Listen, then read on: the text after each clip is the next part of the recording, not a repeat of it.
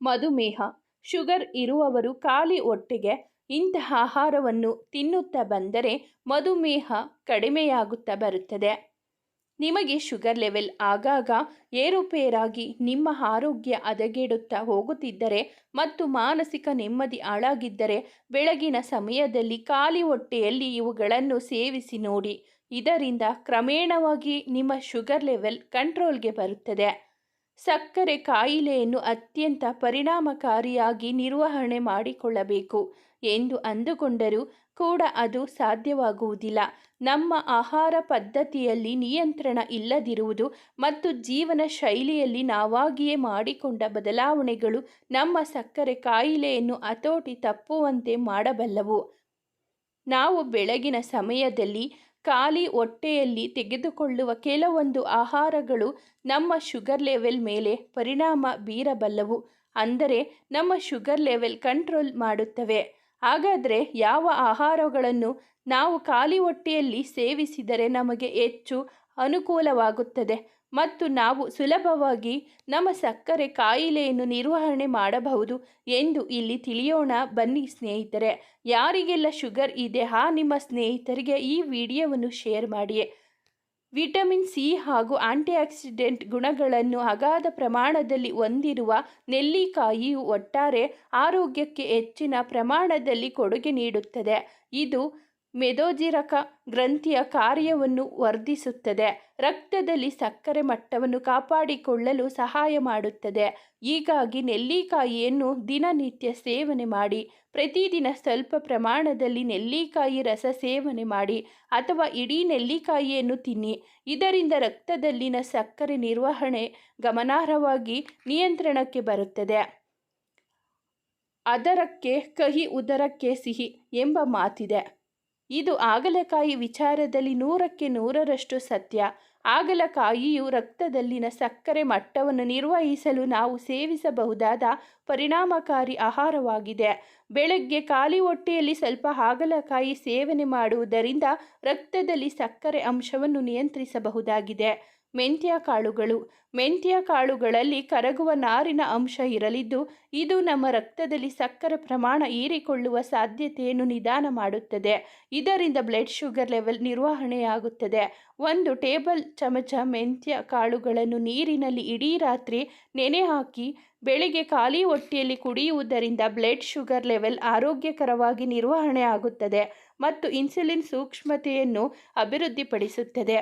ದಾಲ್ಚಿನ್ನಿ ಅಥವಾ ಚಕ್ಕೆ. ನಮ್ಮ ರಕ್ತದಲ್ಲಿನ ಸಕ್ಕರೆ ಪ್ರಮಾಣವನ್ನು ಕಡಿಮೆ ಮಾಡುವಲ್ಲಿ ಕೆಲಸ ಮಾಡುವ ದಾಲ್ಚಿನ್ನಿ ಅಥವಾ ಚಕ್ಕೆ ನಮ್ಮ ಇನ್ಸುಲಿನ್ ಸೂಕ್ಷ್ಮತೆಯನ್ನು ವೃದ್ಧಿಸುತ್ತದೆ. ಸ್ವಲ್ಪ ಕಾಳು ಮೆಣಸಿನ ಪುಡಿ ಜೊತೆ ದಾಲ್ಚಿನ್ನಿ ನೀರನ್ನು ಬೆಳಗ್ಗೆ ಖಾಲಿ ಹೊಟ್ಟೆಯಲ್ಲಿ ಕುಡಿಯುವುದರಿಂದ BP ಮತ್ತು ಶುಗರ್ ಎರಡೂ ಸಹ ಕಂಟ್ರೋಲ್ ಆಗುತ್ತದೆ. ಟೊಮ್ಯಾಟೊ ಮತ್ತು ದಾಳಿಂಬೆ ಹಣ್ಣು.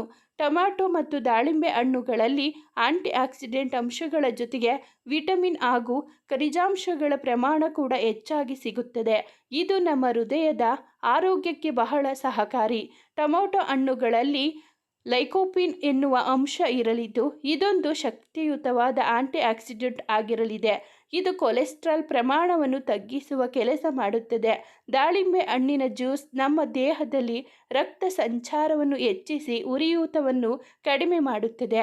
ಬೆಳಗ್ಗೆ ಖಾಲಿ ಹೊಟ್ಟೆಯಲ್ಲಿ ಹಸಿ ಟೊಮೆಟೊ ಹಣ್ಣಿನ ರಸ ಮತ್ತು ದಾಳಿಂಬೆ ಹಣ್ಣಿನ ಜ್ಯೂಸ್ ಕುಡಿಯುವುದರಿಂದ ಆರೋಗ್ಯವಾಗಿರುತ್ತದೆ ಮತ್ತು ಹೃದಯ ಹಾಗೂ ಹೃದಯಕ್ಕೆ ಸಂಬಂಧಪಟ್ಟ ಸಮಸ್ಯೆಗಳು ದೂರವಾಗುತ್ತವೆ. ಅಗಸೆ ಬೀಜಗಳು. ಅಗಸೆ ಬೀಜಗಳಲ್ಲಿ ಒಮೆಗಾ 3 ಫ್ಯಾಟಿ ಆಮ್ಲಗಳ ಜೊತೆಗೆ ನಾರಿನ ಪ್ರಮಾಣ ಮತ್ತು ಆಂಟಿಆಕ್ಸಿಡೆಂಟ್ಗಳು ಕೂಡ ಹೆಚ್ಚಾಗಿ ಕಂಡುಬರಲಿದ್ದು ಬ್ಲಡ್ ಶುಗರ್ ಲೆವೆಲ್ ಉತ್ತಮವಾಗಿ ನಿರ್ವಹಣೆ ಆಗುತ್ತದೆ. ಅಗಸೆ ಬೀಜಗಳಲ್ಲಿ ನಾರಿನ ಪ್ರಮಾಣ ಮತ್ತು ಆಂಟಿಆಕ್ಸಿಡೆಂಟ್ಗಳು ಕೂಡ ಹೆಚ್ಚಾಗಿ ಕಂಡುಬರಲಿದ್ದು ಬ್ಲಡ್ ಶುಗರ್ ಲೆವೆಲ್ ಉತ್ತಮವಾಗಿ ನಿರ್ವಹಣೆ ಆಗುತ್ತದೆ. ಅಗಸೆ ಬೀಜಗಳಲ್ಲಿ ನಾರಿನ ಪ್ರಮಾಣ ಹೆಚ್ಚಾಗಿರುವುದರಿಂದ ಕಾರ್ಬೋಹೈಡ್ರೇಟ್ ಪ್ರಮಾಣ ನಿಧಾನವಾಗಿ ಜೀರ್ಣವಾಗುವಂತೆ ನೋಡಿಕೊಂಡು ಶುಗರ್ ಲೆವೆಲ್ ಒಂದೇ ತರಹ ಇರುವಂತೆ ಮಾಡುತ್ತದೆ. ಅಗಸೆ ಬೀಜಗಳನ್ನು ನೀರಿನಲ್ಲಿ ಮಿಕ್ಸ್ ಮಾಡಿ ಸ್ಮೂತಿ ತಯಾರಿಸಿಕೊಂಡು ಬೆಳಗ್ಗೆ ಖಾಲಿ ಹೊಟ್ಟೆಯಲ್ಲಿ ಕುಡಿಯುತ್ತಾ ಬಂದರೆ ಶುಗರ್ ಕಂಟ್ರೋಲ್ ಆಗುತ್ತದೆ. ರಾಗಿ. ಗ್ಲುಟೆನ್ ಮುಕ್ತವಾಗಿರುವಂತಹ ರಾಗಿಯನ್ನು ಮಧುಮೇಹ ಕಾಯಿಲೆ ಇದ್ದವರು ತಮ್ಮ ಆಹಾರ ಪದ್ಧತಿಯಲ್ಲಿ ಸೇರಿಸಿಕೊಂಡರೆ ತುಂಬಾ ಪರಿಣಾಮಕಾರಿ. ಉದಾಹರಣೆಗೆ ಹೇಳಬೇಕೆಂದರೆ ಪ್ರತಿದಿನ ರಾಗಿ ಮುದ್ದೆ ಇಲ್ಲಾಂದರೆ ರಾಗಿ ದೋಸೆ, ರಾಗಿ ರೊಟ್ಟಿ, ರಾಗಿ ಗಂಜಿ ತಯಾರಿಸಿಕೊಂಡು ಕೂಡ ಸೇವನೆ ಮಾಡಿದರೆ ಆರೋಗ್ಯಕ್ಕೂ ಒಳ್ಳೆಯದು. ಹಾಗೂ ಇದರಿಂದ ರಕ್ತದಲ್ಲಿ ಸಕ್ಕರೆ ಮಟ್ಟ ಕೂಡ ನಿಧಾನಕ್ಕೆ ನಿಯಂತ್ರಣಕ್ಕೆ ಬರುತ್ತದೆ. ಪ್ರಮುಖವಾಗಿ ಇದರಲ್ಲಿ ನಾರಿನ ಅಂಶ ಹೆಚ್ಚಿನ ಪ್ರಮಾಣದಲ್ಲಿ ಸಿಗುವುದರ ಜೊತೆಗೆ ಗ್ಲೈಸೆಮಿಕ್ ಇಂಡೆಕ್ಸ್ ಕೂಡ ಕಡಿಮೆ ಇರುವುದರಿಂದ ಮಧುಮೇಹ ಕಾಯಿಲೆ ನಿಯಂತ್ರಣ ತಪ್ಪದಂತೆ ನೋಡಿಕೊಳ್ಳುತ್ತದೆ. ಜೊತೆಗೆ ರಕ್ತದಲ್ಲಿನ ಸಕ್ಕರೆ ಮಟ್ಟವು ಏರಿಕೆ ಆಗುವುದನ್ನು ತಡೆದು ಮಧುಮೇಹ ಮನುಷ್ಯನ ಹತ್ತಿರಕ್ಕೂ ಬರದೆ ಇರುವ ಹಾಗೆ ನೋಡಿಕೊಳ್ಳುತ್ತದೆ.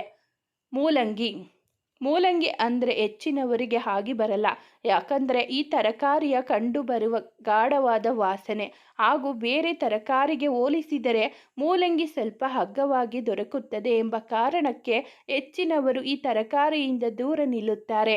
ಆದರೆ ನಿಮಗೆ ಗೊತ್ತಿರಲಿ, ಮೂಲಂಗಿ ಒಂದು ಅದ್ಭುತವಾದ ಆರೋಗ್ಯಕರ ತರಕಾರಿಯಾಗಿದೆ. ಪ್ರಮುಖವಾಗಿ ಸಕ್ಕರೆ ಕಾಯಿಲೆ ಇರುವವರು ಮಿಸ್ ಮಾಡದೆ ಈ ತರಕಾರಿಯನ್ನು ತಮ್ಮ ಆಹಾರ ಪದ್ಧತಿಯಲ್ಲಿ ಸೇರಿಸಿಕೊಂಡರೆ ಬಹಳ ಒಳ್ಳೆಯದು. ಬಹುಮುಖ್ಯವಾಗಿ ಮೂಲಂಗಿಯಲ್ಲಿ ನಾರಿನಾಂಶದ ಪ್ರಮಾಣ ಅಧಿಕ ಪ್ರಮಾಣದಲ್ಲಿ ಸಿಗುವುದರಿಂದ ರಕ್ತದಲ್ಲಿನ ಸಕ್ಕರೆ ಮಟ್ಟವನ್ನು ನಿಯಂತ್ರಣದಲ್ಲಿ ಇಟ್ಟುಕೊಳ್ಳಲು ಮಹತ್ವದ ಪಾತ್ರ ವಹಿಸುವುದು.